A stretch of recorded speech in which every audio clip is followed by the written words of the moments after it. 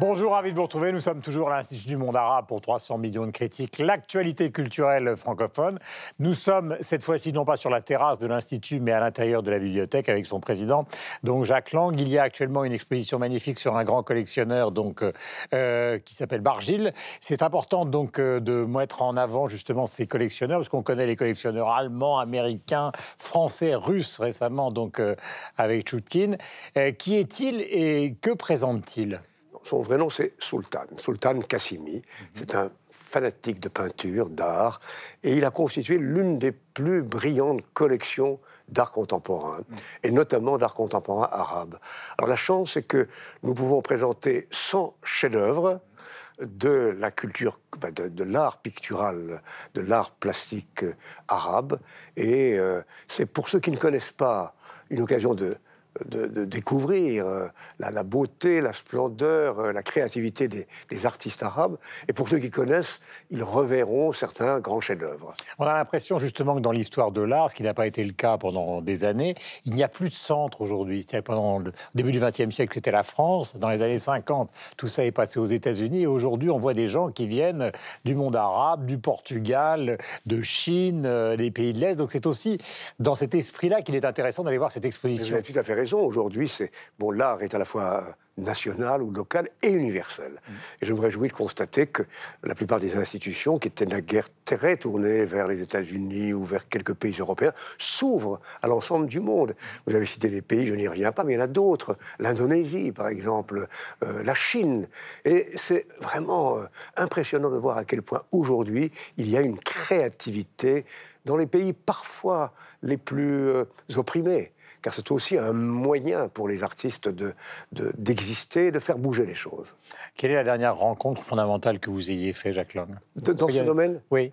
Oui, eh bien par exemple, vous ne le croirez probablement pas, en Arabie Saoudite, j'ai été invité à une foire d'art contemporain à Jeddah, et j'ai été ébloui, avec d'autres, par les artistes saoudiens, et les femmes surtout, saoudiennes artistes.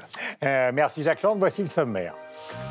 Du hard rock à l'Opéra national du Rhin, l'Opéra de Montréal qui propose The Wall de Roger Waters en version lyrique, il est incontestable que l'opéra change. Pourquoi et comment, ce sera l'objet de notre première discussion.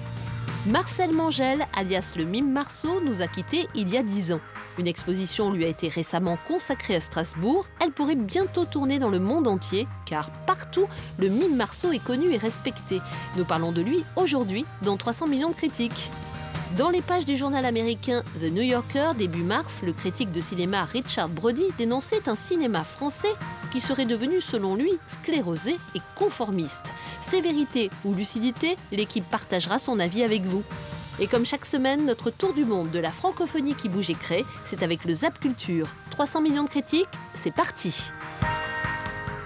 Voilà, nous sommes toujours à la bibliothèque de l'Institut du Monde Arabe pour vous accompagner pour cette édition de 300 millions de critiques consacrée donc à la culture francophone. Nous sommes avec Michel Serruti, que vous connaissez, que vous appréciez de la radio-télévision suisse. Nous sommes avec Estelle Martin, donc de TV5 Monde, avec Julie Laferrière de TV5 Québec, Canada, avec Yves Bigot, qui est le patron de TV5, et avec Pascal Bourgault, qui est, elle, vous le savez, qui appartient à la RTBF. Le premier sujet est un sujet assez particulier, l'Opéra de Montréal, qui propose The Wall de Roger Waters, donc membre éminent de Pink Floyd. C'est une version lyrique ou encore une sorte de Carmen rebelle et violente qui a été donnée à l'Opéra de Paris. Il est incontestable que les opéras, les salles d'opéra changent de genre, intègrent des choses qui n'ont pas été construites ou en tout cas composées pour l'opéra au départ. Nous discuterons de cette mutation qui est ô combien intéressante après ce sujet justement de Radio-Canada consacré à Another Brick in the Wall, donc le fameux opéra, ou plutôt le fameux disque des Pink Floyd, écrit par Roger Waters. Écran géant et 2 immenses murs sur scène, la version opéra de The Wall et le vieux rêve de Pierre Dufour, qui tout jeune écoutait en boucle la version rock. Moi, j'ai perdu mon père, j'étais très jeune, et tout de suite, dans l'écoute de cet album-là, j'ai retrouvé cette quête du père manquant, là. Mais là, on parle il y a 37 ans. L'ancien directeur de l'Opéra de Montréal a créé sa maison de production pour réaliser ce projet qui lui trottait dans la tête depuis 15 ans. et il a fallu 11 mois de travail pour convaincre Roger Waters d'autoriser le projet. Est-ce qu'à un moment donné, dans cette production-là, vous avez dit « ça ne marchera pas ». Plusieurs fois. Oui, regarde, il est permis de douter. Oui, plusieurs fois. Parce que ça a été un long processus. Il y a des moments donnés, c'est un petit peu comme des montagnes russes. Et dans les faits, la première réponse qu'on a eue de l'agence de M. Waters, c'était un non. Et on est reparti. Pour convaincre Roger Waters d'accepter, on lui a présenté un projet un peu fou. Et on a embauché des artistes de renom, dont Stéphane Roy, scénographe pour, entre autres, le Cirque du Soleil. Là, on est dans ses entrailles, mais normalement, tout le long de la pièce, ces murs-là sont retournés. Et c'est une évolution, c'est un étau, c'est une clinique, c'est un mur qui respire, qui bouge. Alors, on part d'un réalisme jusqu'à partir dans un délire. C'est de loin la chose la plus difficile que j'ai faite. Puis même, j'étais pianiste depuis, ça fait 23 ans que je suis à l'opéra. C'est de loin l'opéra qui, pour les chœurs, on met une demande sur les chœurs comme on n'a jamais eu. Même si Dominique Champagne en a vu d'autres, ce projet a aussi pour lui une connotation émotive. Moi, j'ai hâte d'avoir d'abord le jugement de Waters. Ensuite, il y a mes vieux amis avec qui j'ai fondé mon théâtre au cégep qui vont être là le soir de la première.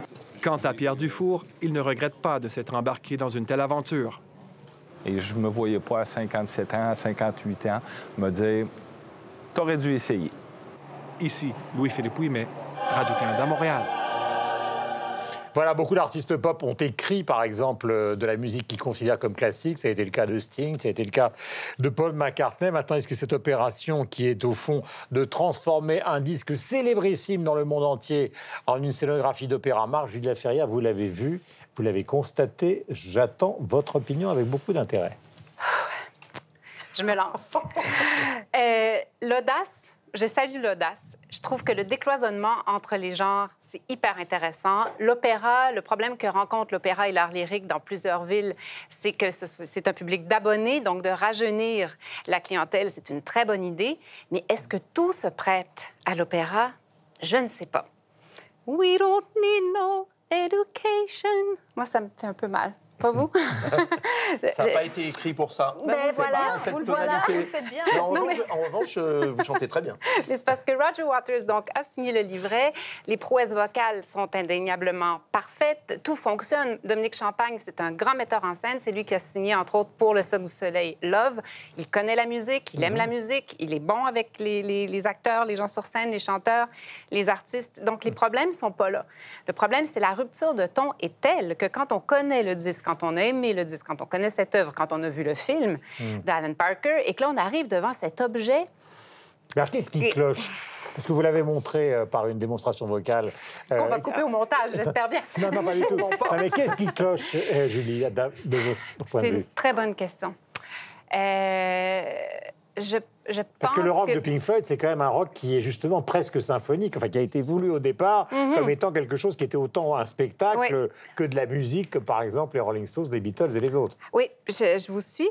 Et effectivement, il y a là quelque chose qui aurait pu bien fonctionner. Mais parfois, j'ai l'impression que la curiosité l'emporte sur l'appréciation qu'on peut en avoir. Si on imaginait, par exemple, les parapluies de Cherbourg heavy metal, ça pourrait être un objet de curiosité. On pourrait se dire, bah oui, ça peut être intéressant. Mais au bout d'une heure et demie, d'entendre des dialogues chantants avec des orchestrations heavy metal, on se dirait, bah c'était pas pensé pour être ce type d'œuvre. Donc c'est pas transposable, en fait. Pas toujours. Par contre, je vais me contredire en disant que l'Opéra de Montréal a présenté il y a 2 ans Les Feluettes, qui est une pièce de théâtre de Michel-Marc Bouchard, très audacieuse, sur l'amour entre 2 hommes. Il y avait de la nudité, il y a des spectateurs abonnés qui se sont plaints à l'opéra. Et ça, selon moi, c'était une réussite parce qu'il y avait une transposition théâtrale et l'art lyrique fonctionnait mieux pour ce sujet-là. Encore là, c'est ça. Est-ce que le décloisonnement à tout prix est souhaitable entre certains types d'art? Dans le cas de Another Brick in the Wall... Ça marche pas. Selon moi, ça fonctionne. Alors, Yves, vous qui connaissez particulièrement bien l'histoire de la musique pop, c'est vrai que ces dernières années, un nombre incalculable d'artistes parmi les plus célèbres ont donné de leurs plus grands titres des versions symphoniques. Qu'il s'agisse de francophones, d'anglophones, etc., etc. Pourquoi ça ne marche pas? Est-ce que vous partagez cette opinion? Et est-ce que c'est une sorte de contresens, en fait, de vouloir rendre classique ce qui est rock? Alors, ça peut marcher, mais ça ne marche pas toujours. Dans le cas de The Wall, alors dont je n'ai pas vu, évidemment, l'adaptation, mais en fait, la problématique, c'est que le rock, c'est direct, on ne peut plus direct, alors que l'opéra, c'est indirect.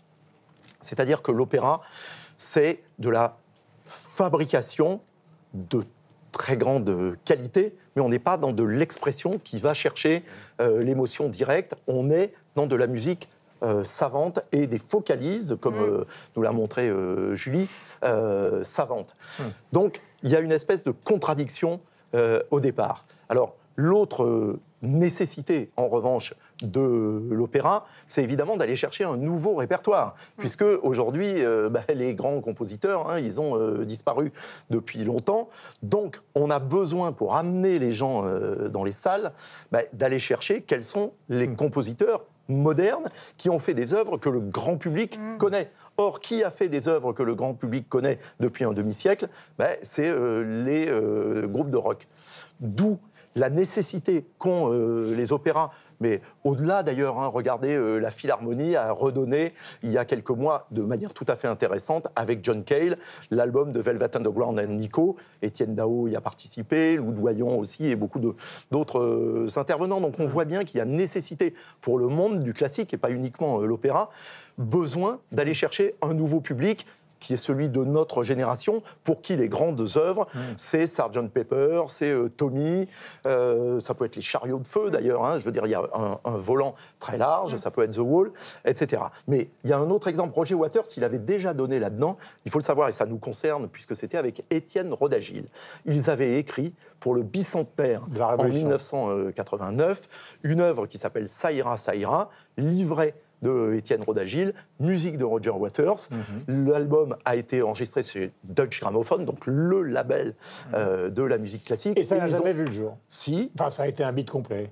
Alors, en France, il y a eu beaucoup de réticences, Guillaume, puisque vous évoquez ça, effectivement. François Mitterrand s'était opposé à ce que ça soit donné officiellement, y compris au théâtre de Bobigny, parce qu'il trouvait que ce n'était pas sa vision de ce qu'était la Révolution française, mais en revanche, ça a été donné dans des opéras partout sur la planète, au Brésil, au Royaume-Uni, aux États-Unis, etc. Donc, chez Roger Waters, cette tentation, on va dire, de l'œuvre symphonique et allant toucher au classique, elle est intrinsèque à sa personnalité et à sa vision de son œuvre, quand bien même lui, il en est le concepteur et que souvent, c'est David Gilmour qui est le compositeur de la musique. Pascal, est-ce que ça existe en Belgique ? Chez nous, il y a aussi des mariages un peu incongrus, notamment cet exemple de Franco Dragone. Alors, qui est Franco Dragone ? C'est un homme qui vient du cirque, un Cirque du Soleil. Il a mis en scène tous les spectacles de Céline Dion. Récemment, il a fait la revue du Lido à Paris. Eh bien, avec la musique d'Yvan Cassar, justement. Voilà. Mais donc ça, c'est un autre type de mariage. C'est plus dans l'opéra, c'est dans la danse olé olé. En 2013... Olé olé.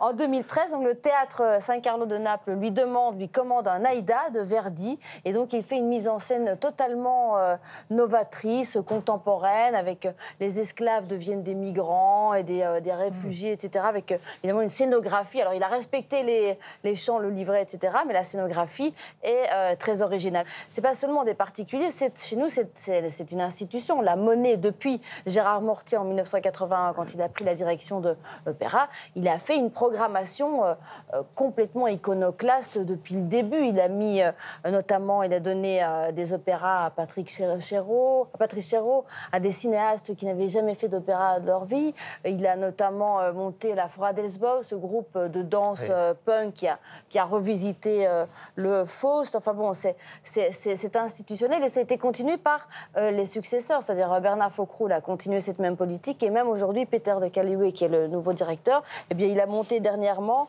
l'opéra Médula de la rockeuse islandaise Björk. Il a fait un Mithridate Re di Ponte de Mozart, où ils sont en fait dans un sommet européen. Il a pris des libertés. Ça donne envie, ça. Oui, voilà. Avec des libertés aussi sur le chant en lui-même.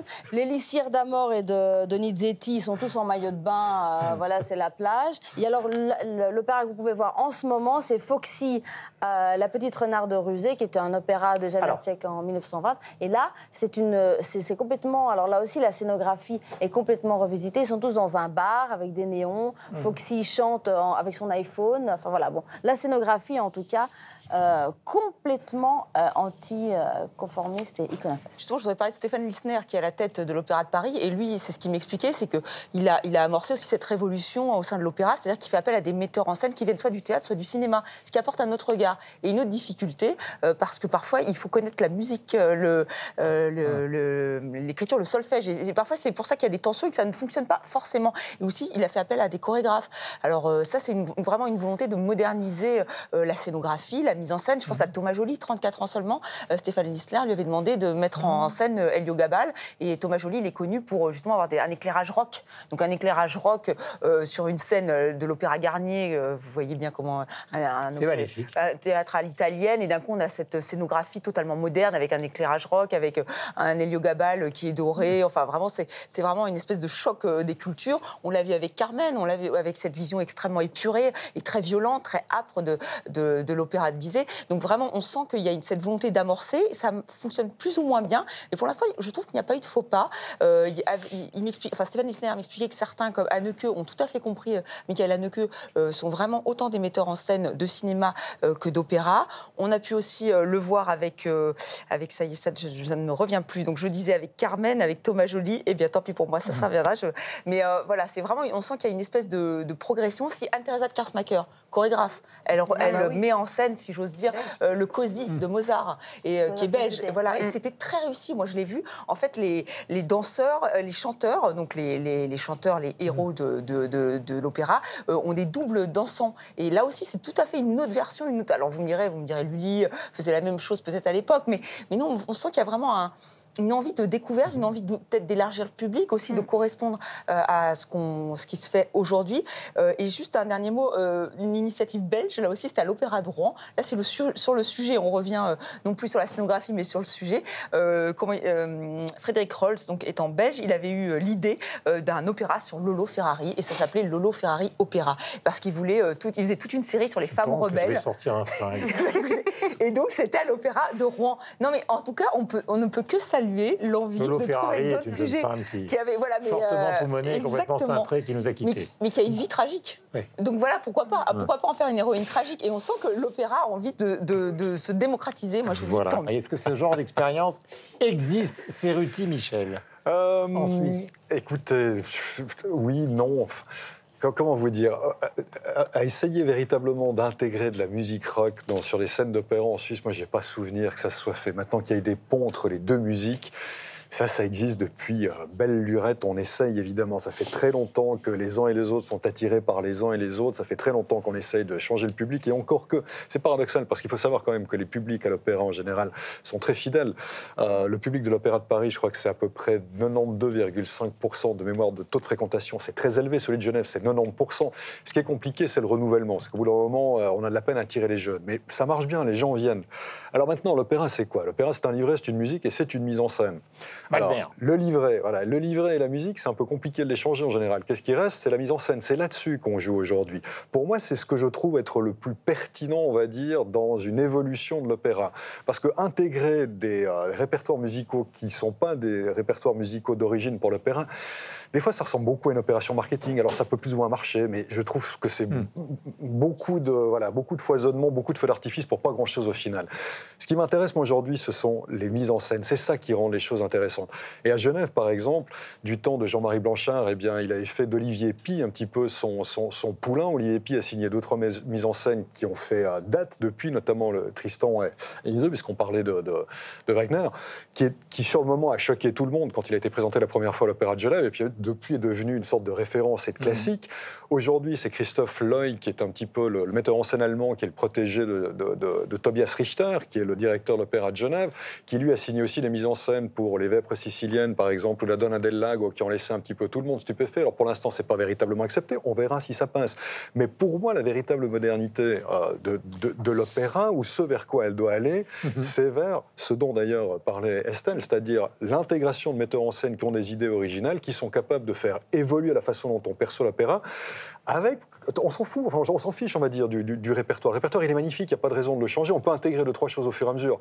Mais il ne faut pas vouloir faire des coups marketing, à mon avis, simplement pour faire du bruit, alors qu'il y a un répertoire qui est déjà existant et qui, lui, mérite d'être démocratisé, qui mérite d'être mis au bout du jour par des mises en scène qui sont pertinentes. Non, je tiens juste à rendre hommage aux artistes lyriques qui maintenant se roulent par terre, chantent couchés, assis. Enfin, on leur demande des prouesses d'acteurs. Et ils sont hyper forts, vraiment, parce que les metteurs en scène ne les ménagent pas. Anne a eu la chance, il s'agit de l'interactivité, d'assister à une répétition du Carmen mise en scène par Calixto Beito, donc à l'Opéra de Paris. Il a aimé que les codes soient bousculés. Triomphe au salut pour Carmen de Bizet à l'Opéra Bastille, après une représentation parfois agitée, car pas franchement traditionnelle pour interagir.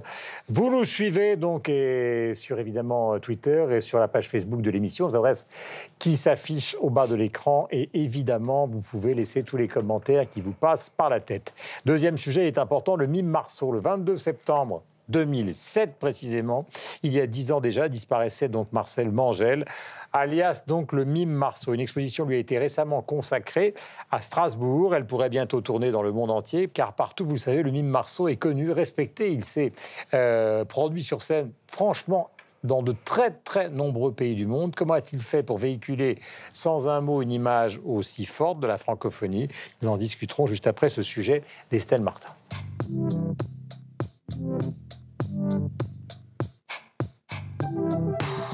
Comme on avait le Pierrot, Charlie Chaplin, le Charlot, eh bien Marcel Marceau a créé, et ça il est le seul à avoir fait ça, un personnage, Bip. Le visage blanc qu'il a gardé de cet héritage du Pierrot, il l'a transformé. Par exemple, il a changé la couleur des lèvres, il a changé les formes des sourcils pour ne pas lui donner un côté sérieux. Il a transformé complètement le costume. Le costume a évolué pour un personnage intemporel.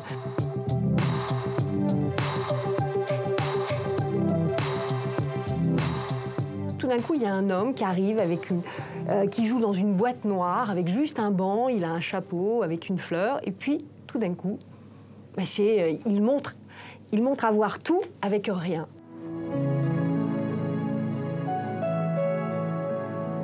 C'est-à-dire qu'au départ, il va faire comprendre par des exercices de style comment on joue avec l'invisible, comment on tire une corde, comment on fait exister un point d'appui, ces choses-là. Et puis après, on va aller beaucoup plus loin.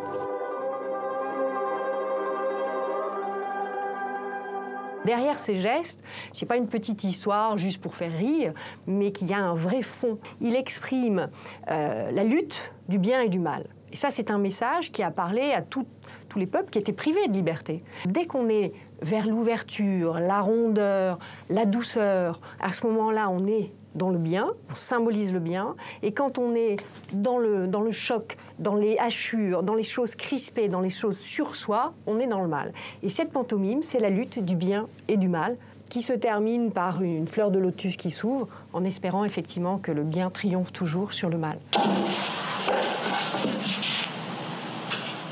Voilà, peut-on être muet et francophone? Grande question théorique. Non. Mais c'est important quand même. Si vous vous en sortez, vous avez gagné le prix Nobel. Mais c'est compliqué parce que le mime, c'est vrai, a une image un peu ringarde aujourd'hui. Et c'est vrai que le mime Marceau... C'est pas vrai, ça, James Thierry, par exemple. Ah oui, voilà. Alors, vous avez tout à fait raison. Vous avez cité... oui, mais je parlais du mime Marceau. Enfin, de Marcel Marceau. Marcel Marceau, qui est quand même considéré... Il est mort, mais ça fait que 10 ans, vous voyez, tout de suite. Non, mais en même temps, il est révéré au Japon. On considère que c'est un trésor vivant. Mais en France, j'ai bien peur que son image soit un petit peu... a été un peu, non pas oubliée, mais quand même. Alors qu'il a apporté énormément de choses. Vous l'avez dit, vous citez James Thierry. Non, je suis pas totalement d'accord avec vous. C'est totalement faux. Mais... Je vais vous citer 3 artistes. Mais moi, attends, je vais vous dire... Ah non, Christine and the Queens, James Thierry, Stromae, parce qu'il travaille avec la chorégraphe de Marion Motin. Allez chercher plus haut. 3 artistes majeurs du XXe siècle sont non seulement des fans, mais des héritiers directs du mime Marceau, qui est la plus grande star française dans le monde avec Brigitte Bardot. Voilà. Vous êtes planté là. Il est là, directeur avec Scylla, son Riot Gun. Enfin, non, je suis d'accord avec vous. Je suis d'accord avec vous, Yves. Alors, allons-y. Laissez-moi citer Michael Jackson, Bob Dylan, David Bowie. D'accord ? Alors, je décrypte. Michael Jackson était l'ami pendant plus de 20 ans du mime Marceau. C'est lui qui avait inventé... être inventé... obligé de rougir, de quitter la salle, d'abandonner la bibliothèque, d'y mettre le feu. C'est lui qui a inventé le moonwalk, qui s'appelait la danse contre le vent, à l'origine, ou la marche contre le vent. C'est le moonwalk de Michael Jackson, mais il n'a pas emprunté que cela au mime Marceau. David Bowie, le mime, est au cœur même. Mais il a même commencé sa carrière comme ça. De tout ce qu'il fait, avec Lindsay Kemp, qui était son maître, qui était lui-même un disciple du mime Marceau, et le personnage de Pierrot Lunaire aussi, de Hachis to Hachis, etc., est en droite ligne. Bob Dylan, c'est moins connu. Et Bob Dylan, c'est moins connu, sauf évidemment de ceux qui savent. Et nous sommes des sachants ici. Non, c'est alors ça, moi, je sais pas, hein. Le film Reynaldo et Clara, qui est le film hermétique, mais culte de Bob Dylan, tourné pendant sa Rolling Thunder Revue, qui, elle, est beaucoup plus connue, où Dylan s'est inspiré lui-même, était maquillé en blanc, avec la bouche rouge et les yeux noirs comme ça, exactement comme le mime Marceau. John Baez, qui était la co-vedette du film, était maquillé de la même façon que lui. Et le film est inspiré par les enfants du paradis, qui eux-mêmes inspiraient beaucoup le mime Marceau, qui, Estelle l'a dit, est un... Parce que Jean-Louis Barrault, au départ, était non seulement comédien, mais était aussi mime, et avait intégré dans tout ça. Absolument. Ça faisait partie d'ailleurs du parcours du comédien. Il a été un des maîtres du mime Marceau. Et son personnage de Bip le clown est un personnage, alors, inspiré de Charlie Chaplin, par ailleurs, mais est un personnage qui... au Japon, aux États-Unis, au Royaume-Uni, etc. Mais il faut dire que Marceau, il a tourné dans le monde entier, et par moments, il était plus souvent, pour des raisons, il faut bien le comprendre, de cachet, et il allait tourner dans le monde entier. Mais surtout, Guillaume, il y a une autre chose qu'il faut dire, qui peut nous faire mal à nous, les francophones, c'est que si le mime Marceau était une vedette planétaire, c'est que, comme ce qu'il fait est sans son et sans voix, évidemment, la barrière de la langue disparaît. Mais il était quand même francophone. Nous sommes en train de récupérer un muet, c'est formidable. Alors terminé, parce qu'après avoir été enfoncé... Malheureusement, justement, je voulais expliquer que malheureusement, ses plus grands ambassadeurs, à commencer par Michael Jackson, qui révérait le mime Marceau, il l'avait vu sur scène, c'est exactement ce que je voulais expliquer, et David Bowie ici, maintenant, qui a disparu. Et c'est vrai qu'on a un peu oublié tout ce qu'il a apporté au hip-hop, tout ce qu'il a apporté à la danse contemporaine. Christine and the Queens et Stromae, leur chorégraphe Marion Motin, le reconnaît aisément. Elle s'est inspirée du mime Marceau, de sa gestuelle, parce qu'il a quand même réinventé une gestuelle, une grammaire du mime qu'il a hérité de toute la pantomime française, mais pas seulement. Les Italiens, la Commedia dell'arte, le fameux Pierrot, Jean-Louis Barrault dans Les Enfants du Paradis. Donc, et je trouve que justement, on a un peu oublié cet héritage qu'il nous a laissé et que des chorégraphes ont récupéré. Kader Atou, aussi grand chorégraphe de hip-hop français, dit qu'il doit énormément au mime Marceau. Et d'ailleurs, Valérie Bochnek, qui est sa légataire, m'expliquait que maintenant, la danse n'est plus exactement de la danse, selon son point de vue, puisqu'elle est mime. C'est-à-dire que normalement, c'est de la... Voilà, la danse, normalement, c'est s'élever, alors que le mime, c'est plutôt rester, se reposer sur le sol. Mais c'est vrai que, voilà, je trouve ça très bien qu'aujourd'hui, on rappelle tout cet héritage, tout ce qu'a amené le mime Marceau, parce que parfois, on l'oublie. Mais je ne l'ai pas du tout oublié, Yves, je vous le rassure. Il est possible que vous puissiez revenir en deuxième semaine, mais c'est pas certain. Non, mais évidemment, voilà, Marceau, ce qu'il a réussi à faire, voilà, c'est toucher à l'universalité avec son langage, simplement, qui était dans la gestuelle, donc ça touchait tout le monde, il a réussi à toucher tout le monde. Et particulièrement en Suisse aussi, puisqu'il a eu un élève dans les années 50 qui était Dimitri, qui a fait partie même de sa troupe, et qui a perpétué l'art du mime Marceau en Suisse. Alors, lui, il s'est un tout petit peu distingué de ce que faisait Marceau, parce que il était à la fois inspiré de Marceau et à la fois du clown grok. Donc il s'est créé un répertoire, on va dire, de clown complet, de clown musical, où il y avait de l'acrobatie, où il y avait de la musique, où il y avait du pantomime, où il y avait de la pantomime, il y avait tout ça qu'il était capable de faire sur scène. Il restait pas simplement dans le... Enfin, pas qu'il restait simplement, le mime Marceau en l'occurrence, mais il avait souhaité se détacher et intégrer plus de choses à ce niveau-là. Ça a été véritablement, et jusqu'à très longtemps, il est décédé il y a une année de cela, Dimitri, ça a été une star immense en Suisse, et il partageait non seulement, alors on va dire, l'ascendance qu'il pouvait avoir avec le mime Marceau, mais il partageait aussi une certaine vue de la vie. C'est aussi ça d'ailleurs qui a fait un des succès du mime Marceau, c'est des gens qui avaient un véritable engagement. On le sait ou on ne le sait pas, le mime Marceau a été... à l'époque où il n'était pas mime, il était engagé dans la résistance, il s'est engagé physiquement pour des causes. Dimitri, de son côté, lui, au lendemain du coup d'État au Chili, acceptait, recueillait des enfants orphelins directement chez lui. Il y avait une empathie humaine il y a une empathie humaine, et chez l'un et chez l'autre, qui ont marqué leur travail et qui touchaient les gens au-delà simplement de leur capacité artistique, tant chez Marceau que chez Dimitri, à mon sens. Et la question que je vais vous poser d'ailleurs à tous sur cette affaire-là, c'est qu'en fait, c'est le langage le plus universel. Il y a eu des personnages extrêmement célèbres, mais bizarrement, de ce langage universel ne sort plus aujourd'hui de star mondiale du mime. C'est-à-dire que ça devrait exister, puisque c'est ce qu'il y a de plus universel. Or, de Marceau, aujourd'hui, il n'y en a pas. Pourquoi ? Alors, parce que c'est intégré à autre chose. Oui. Mais est-ce qu'on peut considérer, par exemple, que Mr. Bean est un mime? Est-ce que si on quitte l'image, l'icône du mime Marceau, le visage blanc, Buster Keaton en était un, Charlie Chaplin, Mr. Bean, plus contemporain, peut-être peut être considéré tel. Donc ce sont des mimes qui parlent. Donc c'est plus des mimes. Oui, mais Mr. Bean parle pas.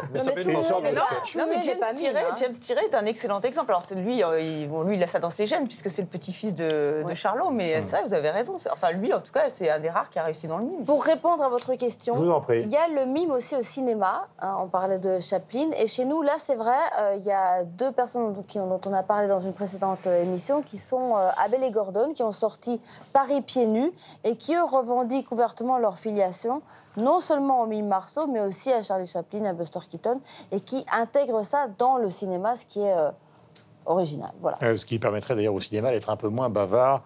C'est ce qu'on lui reproche souvent. D'ailleurs, nous allons en parler dans un instant. Sur Facebook, Benny, qui avait visité l'exposition consacrée à Marcel Mangel, donc au mime Marceau à Strasbourg, a laissé ce joli message: quand le pouvoir du geste laisse sans voix. Merci mime Marceau. Vous nous suivez sur Twitter, Facebook, aux adresses qui s'affichent en bas de l'écran. Vous apportez évidemment tous les commentaires que vous souhaitez, les bons comme les mauvais, voire même les neutres. Voici le Zap Culture et après nous parlerons de cinéma. Une photo pour célébrer la première année d'exploitation du musée des Hauts de Vevey. C'est que Charlie Chaplin fascine toujours autant. C'est un grand personnage de chez nous, c'est un grand personnage du cinéma. Moi, j'ai dit bizarre. Comme c'est bizarre. Le cinéma amène bientôt Prévert à la chanson grâce à Vladimir Cosma et à sa petite musique glissée dans un film. Vous connaissez cet air-là ?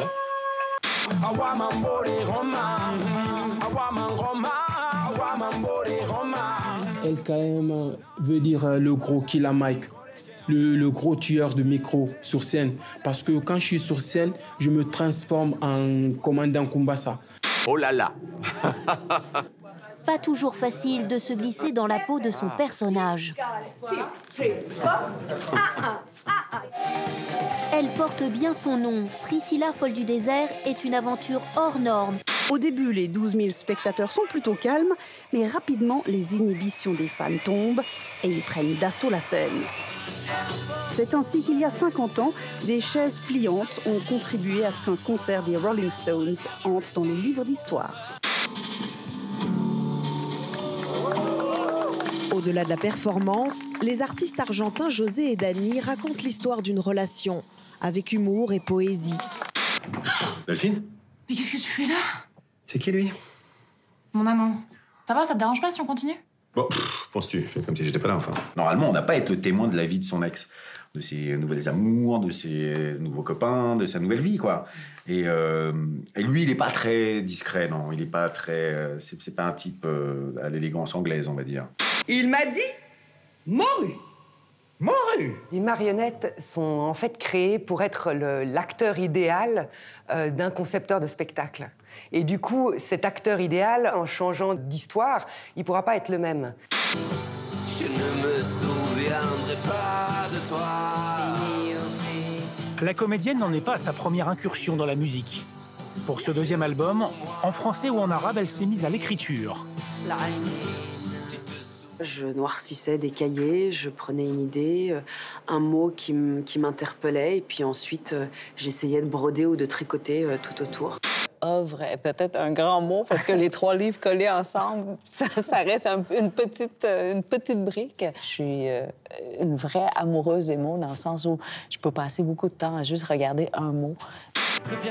Venu au rap par amour des mots, Gaël Faye attache désormais plus d'importance à la musique.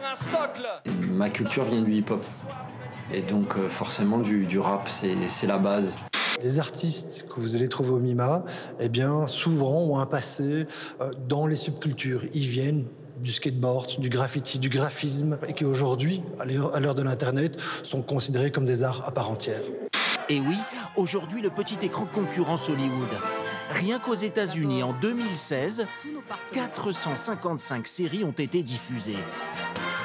Aujourd'hui, c'est à chacun ses goûts, à chacun sa série. Attention au sujet qui fâche dans les pages du journal américain The New Yorker, qui est une sorte de bible culturelle donc de la côte est des États-Unis. Début mars, le critique de cinéma qui s'appelle Richard Brody dénonçait un cinéma français qui serait devenu, selon lui, sclérosé et entièrement conformiste. Avant de discuter en détail du contenu de cet article, car de très souvent dans la presse américaine on retrouve cette thématique, je vous propose de regarder la bande-annonce du documentaire de Claire Simon sur la Fémis, documentaire sur lequel Richard Brody s'appuyait pour faire la démonstration d'un cinéma en déclin. Il s'intitule Le Concours. Bonjour, est-ce qu'il y a des places libres? Vous avez 3 heures à partir de maintenant.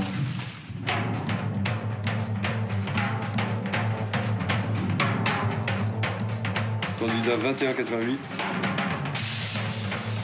J'avais trouvé que c'était un dossier intéressant parce qu'il y avait une certaine mise en danger. Les 2,19 se sont rencontrés naturellement, on était très satisfaits. Quand on est dans cet écart de 19 à 6, il faut évidemment entendre autant le 6 que le 19. Comment vous avez pris goût au cinéma? C'était Les Demoiselles de Rochefort, et qui, je pense, restera le film de ma vie. Je suis arrivé à la fac en septembre, j'ai fait, j'ai du matériel. Qui savait qu'il veut faire des courts-métrages. Je pense que quand même son rejet du baiser de Quentin est assez violent. Et je me suis dit, mais je me vois que 10 ans plus tard être sur un plateau, en train de faire un projet, en train d'écrire. Et ce à quoi il lui répond d'un ton totalement naturel, mais je suis un cheval. Les pêcheurs siciliens, ils sont là. Et il faut toujours laisser le temps. Il faut laisser le jury réfléchir. Il y a une intelligence, une sensibilité, il y a une réflexion. Vraiment, c'est son point de vue, c'est pas un truc qu'elle a lu dans un bouquin. Quelqu'un comme ça à l'école, ce serait vraiment formidable. Mais évidemment. Ça va être un carnage. Il joue sa vie. J'ai peur pour lui. Mais ce serait quoi la peur pour lui? C'est des hésitations qui sont fondées souvent. On ne peut pas lui dire non, vous n'avez pas le droit d'avoir accès à la Fémis parce que ça peut être dangereux pour vous. Et à la fin, le jury se met d'accord. Oh yes. J'ai oublié mon nom. 3, 2, 1. Y a-t-il un déclin du cinéma français? Est-ce que le constat des Américains, encore une fois, est un constat vrai, totalement faux, partisan, problématique? Qui se lance? Personne ne veut y aller. Moi, je suis neutre. Bon. Je vais le faire parce que j'ai malheureusement traumatisé Estelle et par capillarité nos autres amis. Je pense que la question, elle est au-delà simplement du cinéma. Elle est la question de la provincialisation de la culture française. On a discuté à propos de la littérature ici. À savoir que le cinéma, comme la littérature française, comme la musique jusqu'à récemment, a beaucoup de succès en France auprès des Français.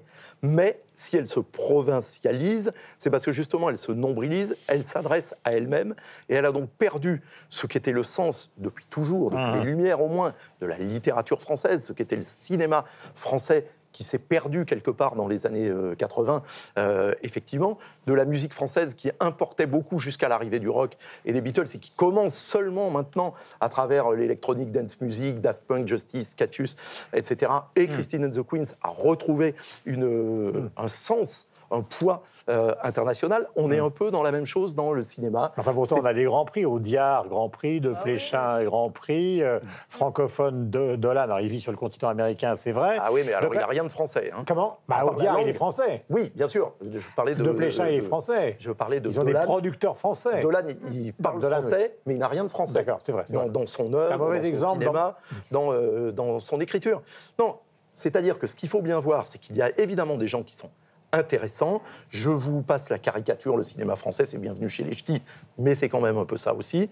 Ce qu'il y a, c'est que le cinéma français ne pèse plus sur le cinéma mondial comme il le faisait à l'époque de Truffaut, à l'époque de Godard, qui est franco-suisse, je vous le concède, et qu'aujourd'hui, dans le cinéma francophone, il est très largement débordé par le cinéma canadien francophone et par le cinéma belge depuis des années. Ça ne veut pas dire que les films sont mauvais, ça ne veut pas dire que les comédiens sont mauvais, ça veut juste dire que la plupart du temps, les sujets qu'ils abordent, alors ça peut faire plaisir à des spécialistes du cinéma dans des festivals, et heureusement, on a encore des films et des cinéastes qui sont, et des comédiens qui sont primés, mais on ne pèse plus sur le cinéma mondial. Et pourtant, on est quand même, pardonnez-moi, à part Bollywood, il y a quand même un problème en France, c'est qu'il y a 350 films qui sont produits par an. C'est-à-dire qu'en plus, ce qui est paradoxal, c'est qu'on a une influence déclinante, mais une production pharaonique. Parce que si vous regardez ce qui se passe entre les cinéastes français, américains, italiens, israéliens, enfin tous ceux qui arrivent chaque semaine, vous avez 15 nouveautés à l'écran par semaine, ce qui est invisible, sauf par des gens qui ne font que ça toute la journée. Mais Guillaume, c'est ça qu'il ne faut pas confondre. C'est-à-dire, le cinéma français est important, il a énormément de succès en France et chez nos frontaliers, mais il ne pèse plus comme il le fait depuis les années 30 et jusqu'au milieu des années 80 sur le cinéma mondial. Estelle, est-ce que vous avez été vexée par cet article Vexée, non. Quelle horreur, votre cinéma ne tient pas debout. Non, mais je dois reconnaître qu'effectivement, on n'a pas des réalisateurs qui nous bouleversent, comme Xavier Dolan était lui, dans la forme, dans le fond, il y a une nouveauté. À part Jacques Audiard, là, quand même, là, je trouve que c'est un peu dur, mais effectivement, s'il n'y a que Jacques Audiard à mettre en avant, non, moi, je pense que ça va peut-être venir. On s'est un peu embourgeoisé. Je pense que le cinéma français s'est embourgeoisé. Donc, c'est le système de production.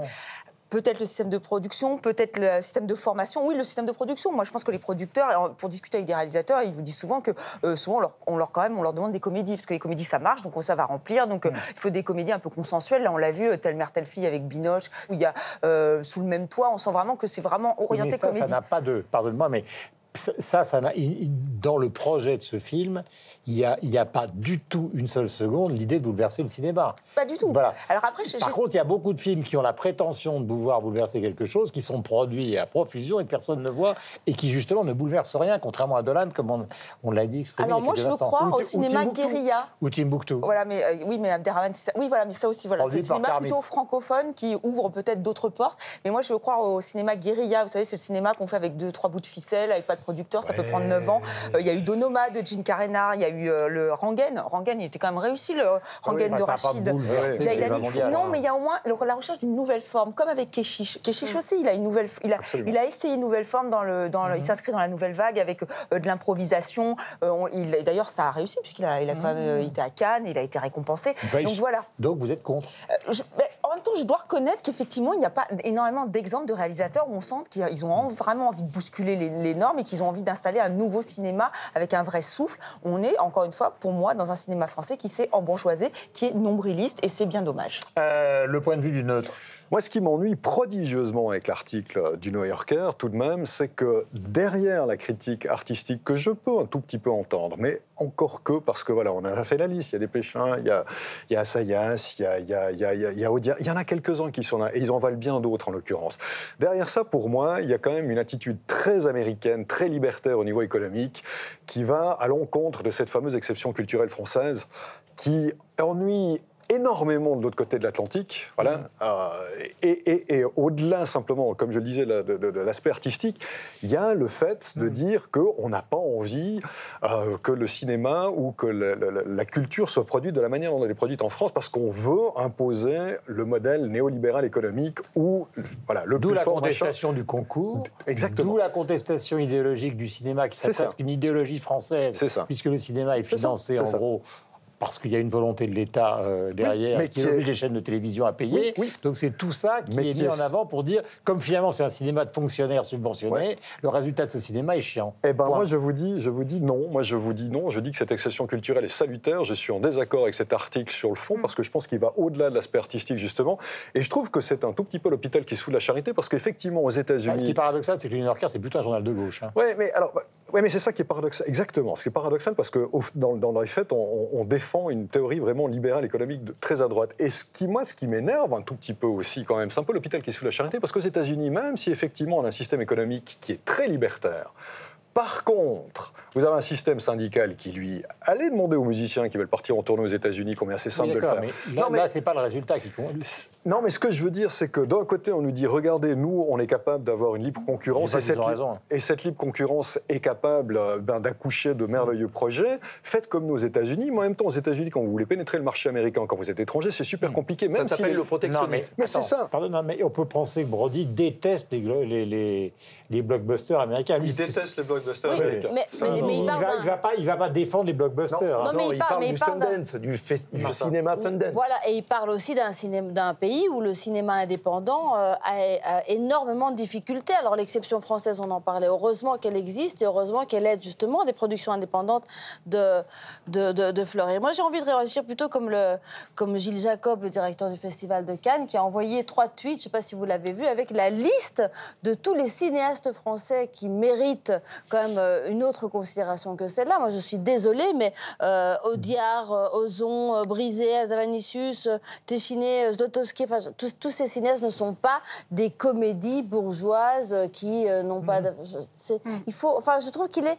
Il est dans la critique facile et finalement, il ferait mieux de regarder mais parce que c'est pas une critique, justement, ce qui est intéressant quand on lit son article, c'est plus une critique qui est intuitive que véritablement démonstrative. Et je ne suis pas certain que d'un point de vue artistique, en plus, il ait raison. Voilà, tout à fait. Et alors, je termine sur le cinéma. Il y a 4-5 ans, un grand article qui intégrait l'ensemble de la culture française, qui, si ma mémoire est bonne, était dans le New York Times, expliquant, comme le disait Yves tout à l'heure, qu'on était devenu une province et non plus du tout le phare de la culture mondiale. Parce qu'il y a toujours ça. Il y a quand même une bataille. Mais en plus, c'est pas tout à fait vrai. C'est-à-dire que nous, par exemple, le cinéma belge, alors effectivement, on est peut-être un peu plus iconoclaste, un peu plus, plus rigolo, en tous les cas. Plus rigolo, plus originaux. Mais on va toujours chercher nos lettres de noblesse où ?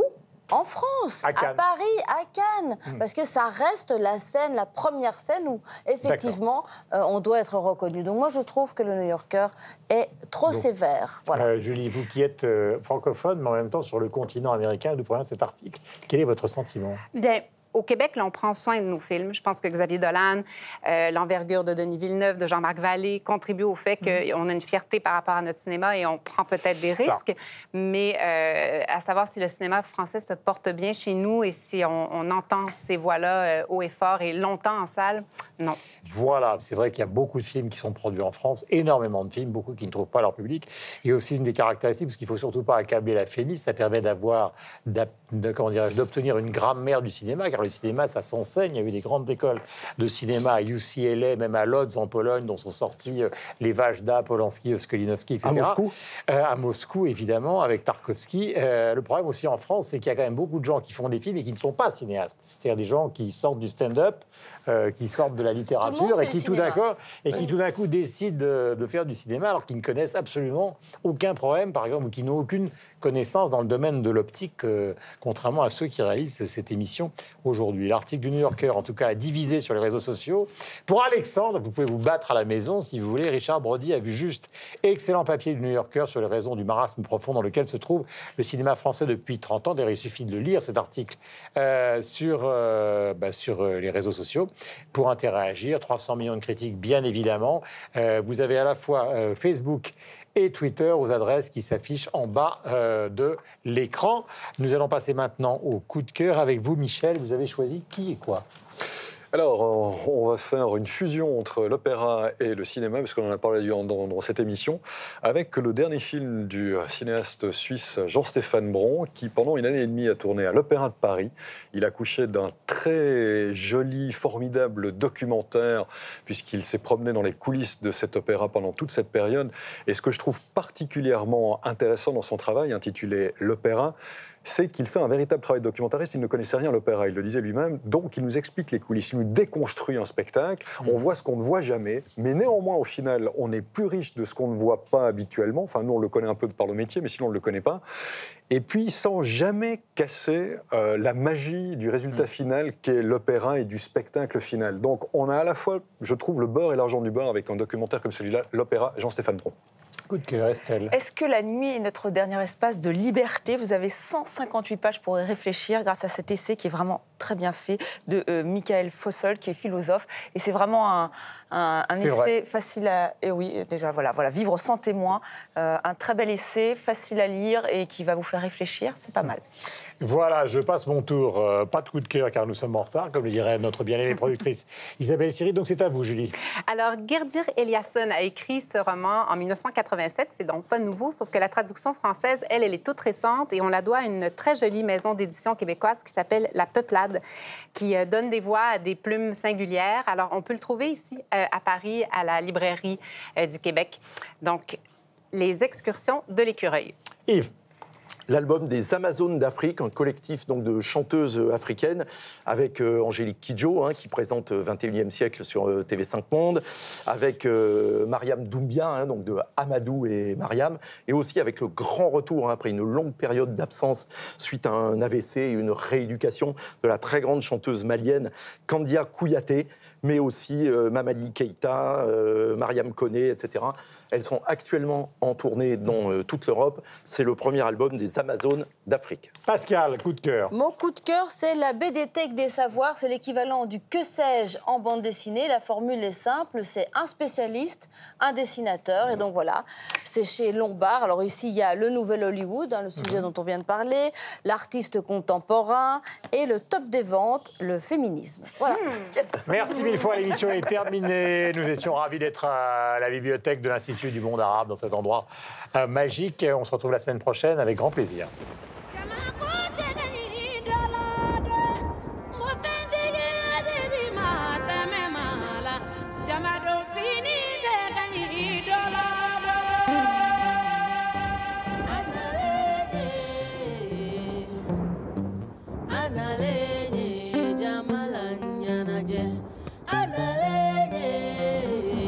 Mali muso kuluna